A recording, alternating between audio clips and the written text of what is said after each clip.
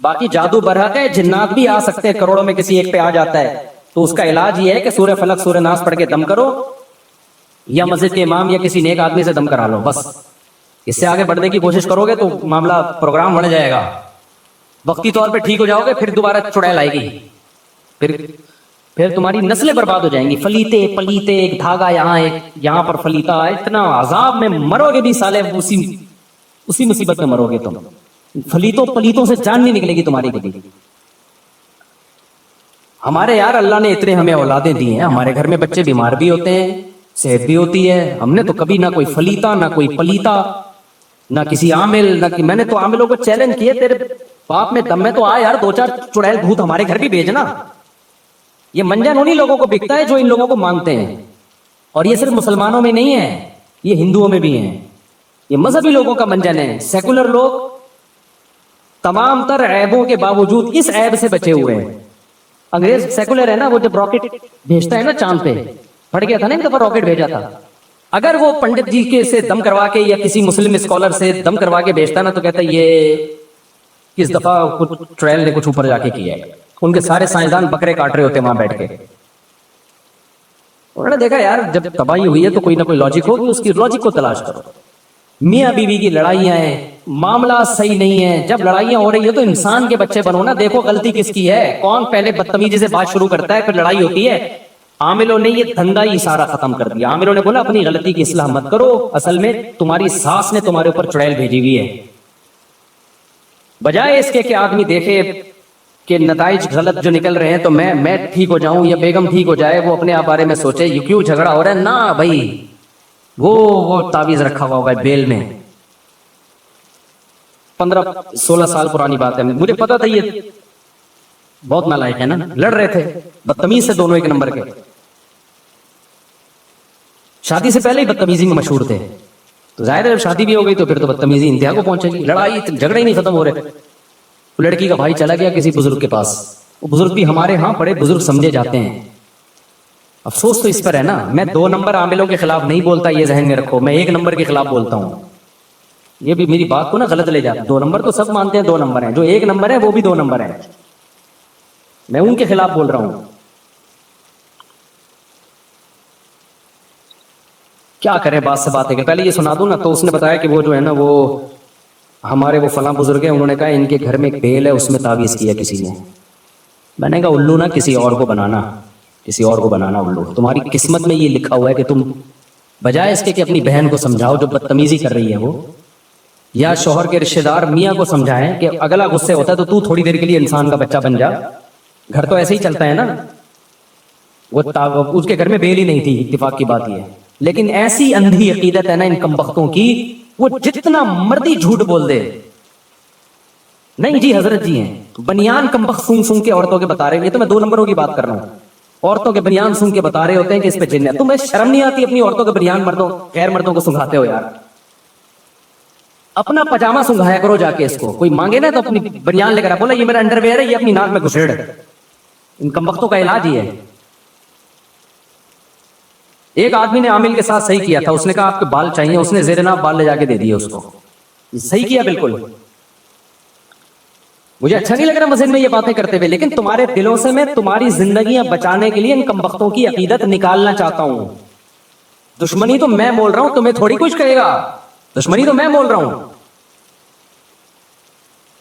تو بات آئی تھی دماغ میں، پتہ نہیں نکل گئی، اتنی خاندانی بات آئی تھی، تو وہ اس نے کہا بیلوں کے اوپر جو ہے نا، یہ سارا آج کا جو ٹاپک ہی بڑھ گیا سارا ان عاملوں کے چکر میں، سارا ٹاپک جو میں کتنا شکر کا اور وہ لے کے چلا تھا، وہ ٹاپک تو بٹ گئے۔ یہ بھی ضروری ہے بھائی، ان عاملوں کے مفتی رشید احمد خورشید صاحب ہمارے لیے قابل احترام ہے، کائنڈلی، لیکن یہ عاملوں کے بارے میں کسی کی باتوں میں نہ، ان دلوں میں تیل نہیں ہے۔ ابھی ہمارے ایک دوست ہیں مفتی رشید احمد خورشید صاحب، ہیں مجھ سے کافی جونیئر، لیکن ماشاءاللہ بہت اچھا کام کر رہے ہیں، پازیٹیو۔ ان سے کسی نے سوال پوچھا کہ مفتی طارق مسعود صاحب عاملوں کے بہت خلاف ہیں، بہت ایکسٹریم لیول پہ گئے۔ انہوں نے اپنے حساب سے جواب دیا کہ بھائی وہ تھوڑا سارے غلط نہیں ہیں، کچھ ان میں ٹھیک بھی ہیں، عاملوں کے بارے میں سارے غلط نہیں ہوتے، کچھ ان میں بولو ٹھیک۔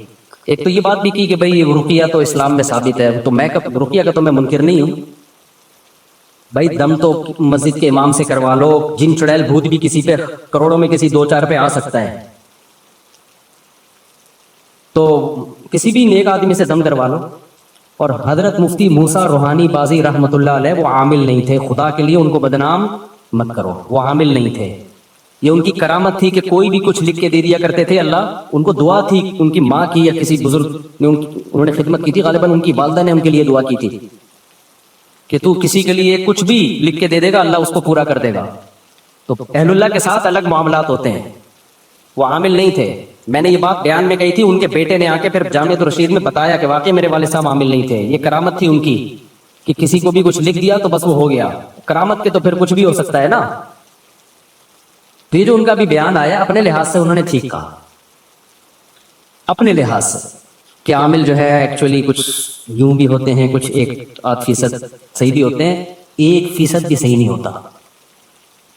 اگر مجھے ایک بندہ عاملوں میں صحیح مل جائے نا، میں عجائب گھر میں رکھواؤں گا، 1 کروڑ روپے کا ٹکٹ لگاؤ اس کے اوپر، کیونکہ ایسی چیزیں مارکیٹ میں ہیں ہی نہیں۔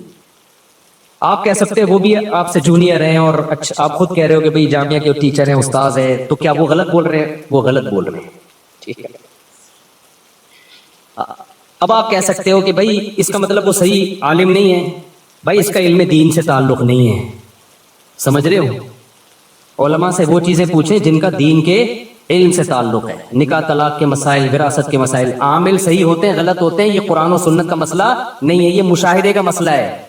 ان کی عمر کم ہے، میرے تجربہ زیادہ ہے، ہم نے ایک بھی نہیں دیکھا ڈھنگ کا، بہت تلاش کیا، بہت تلاش کیا۔ اور میں جو کہتا ہوں وہ سارے 2 نمبر ہوتے ہیں، اس کا مطلب یہ نہیں ہے سارے برے ہوتے ہیں، ان میں کچھ نیک بھی ہوتے ہیں، تھوڑے سے نیک بھی ہوتے ہیں، لیکن اوپر کی سیٹنگ ان کی خراب ہوتی ہے، پاگل ہوتے ہیں، عملیات کر کر کے کھوپڑی خراب ہو جاتی ہے، ان کو جن چڑیل بھوت اس لیے نظر آتے ہیں کہ کھوپڑی کام نہیں کر رہی ہوتی، آپ کی کھوپڑی کام کر رہی ہوتی ہے، آپ ان کے پاس بیٹھتے ہو تو تھوڑے دن میں آپ کی کھوپڑی بھی کیا ہو جاتی ہے، آؤٹ۔ پھر آپ کہتے ہو یار میں بھی جب حضرت جی کے پاس گیا تھا، ایک چڑیل انہوں نے مجھے دکھائی، وہاں سے بھوت دکھایا، ابے وہ کچھ بھی نہیں دکھا رہا، وہ خود پاگل ہے، وہ خود دماغ خراب ہو گیا اس کا، پلیتوں میں پڑھ کے، تم کیوں پاگل ہو رہے ہو؟ اس کے پاس جانے سے پہلے کبھی تمہیں یہ نظر آتا تھا چڑیل اور بھوت تمہیں نظر آتے تھے کبھی؟ تو یہ منجن ہمارے سامنے، کسی عامل کے باپ میں دم ہے، آئے ایک جن چڑیل بھوت میرے سامنے لا کے دکھائے، بکواس ہے، یہ منجن ہے۔ میں اتنا کانفیڈنٹلی جب ان کے، اور مفتی رشید احمد خورشید تو ہم سے بہت جونیئر ہیں، اس بارے میں میں اپنے اکابر کو نہیں مانتا، نہیں یاری میرا خیال ہے بات سمجھ میں اپنے بزرگوں کو نہیں مانتا اس بارے میں۔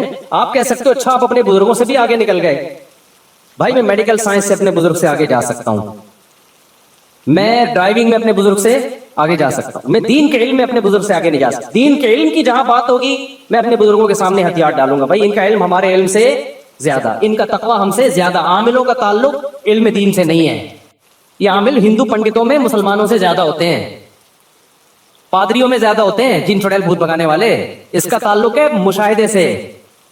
یہ الو بنانے کی مشینیں ہیں، خود کچھ بیوقوف بن چکے ہوتے ہیں تو منجن بیچ رہے ہوتے ہیں۔ تو یہ کانفیڈنٹلی کہہ رہا ہوں میں، کانفیڈنٹلی، ایسا نہیں ہے کہ ہوائی ایک دم صبح اٹھا تو عاملوں کے خلاف تقریر شروع کر دی، کوئی بھی ڈھنگ کا نہیں ہے، ان سے دور رکھو اپنے آپ کو۔ اور اگر نہیں رکھا نا تم نے، باتوں میں آ گئے کہ جی وہ حضرت جی ان کے بابے، میں نے بڑے بڑے بزرگوں کو دیکھا ہے کہ ان لوگوں نے الو بنایا ہے، مفتی رشید اور خورشید تو بیچارے ابھی نئے نئے آئے ہیں مارکیٹ میں، ہم نے بڑے بڑے بزرگوں کو دیکھا، ان عاملوں نے ان کو الو بنا دیا۔ میں بزرگوں کے نام لینا مناسب نہیں سمجھتا، وہ پھر بے ادبی ہے، ورنہ بڑے بڑے بزرگوں کو ان لوگوں نے الو بنایا، آپ کس کھیت کی مولی ہو؟ ہاں کانفیڈنس ہونا چاہیے انسان میں، ان کو سمجھنے کے لیے تھوڑا سا اعتماد ہونا چاہیے، پھر ان کا پتہ چلتا ہے یہ بہت۔ اور یہ سعودی عرب کی مثالیں، اب امام کعبہ کو جن چڑیل بھوت، یہ منجن بہت ہم پہلے دیکھ چکے ہیں، میں نے بڑے بڑے بیوقوف دیکھے ہیں جو امام حرم کے جا کے جن اتار رہے ہیں، وہ امام حرم کو بیوقوف بنا رہے ہوتے ہیں۔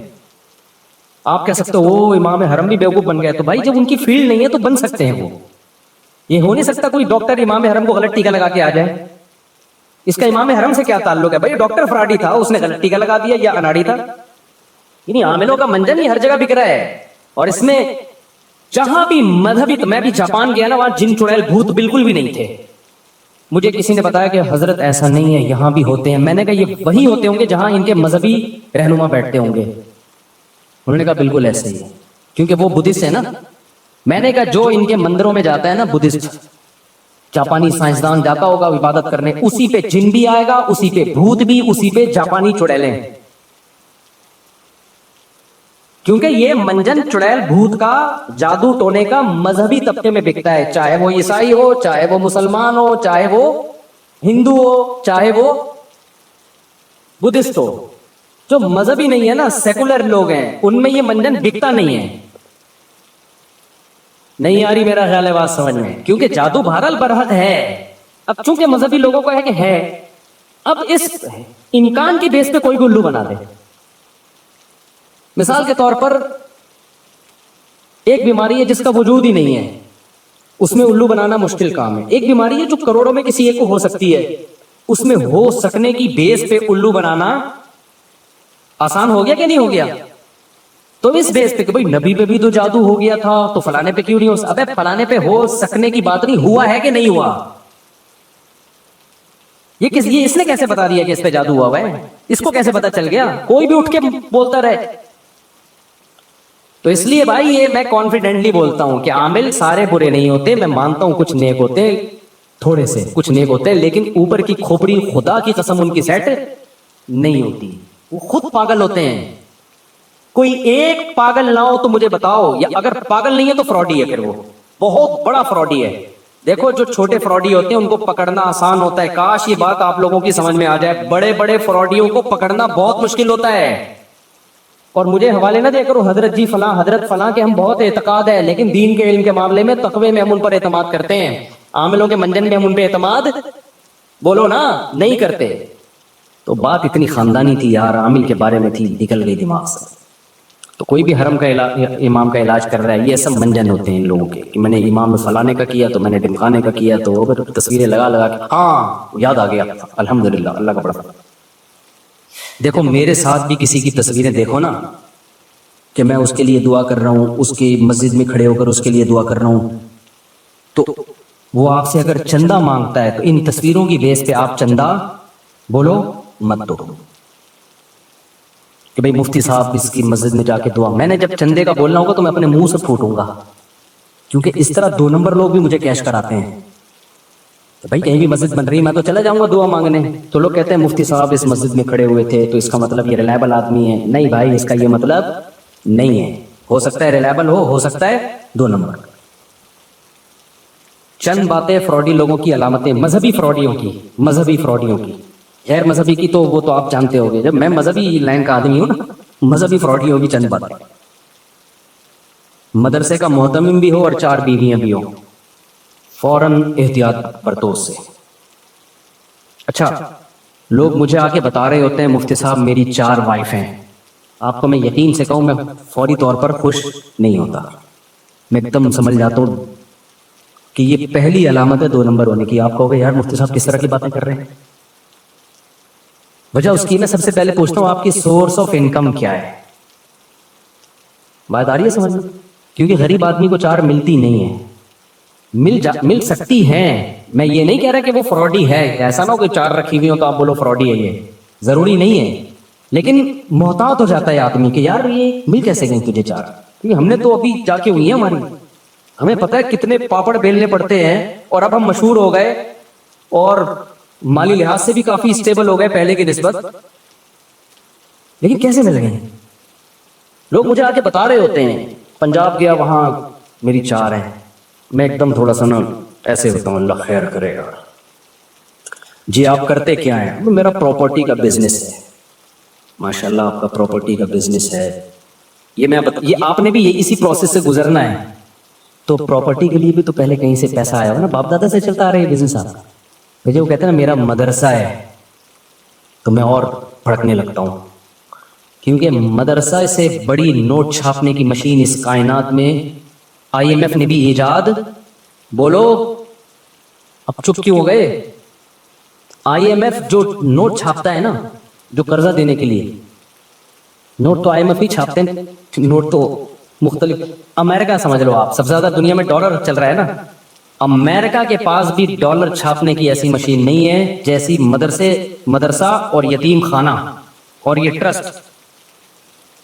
फाउंडेशन, ट्रस्ट, जितने भी हैं, चाहे कोई भी ट्रस्ट, इससे बेहतर नोट छापने की मशीन इस कायनात में आज तक किसी ने इजाद बोलो नहीं की है। बात आ रही है समझ में?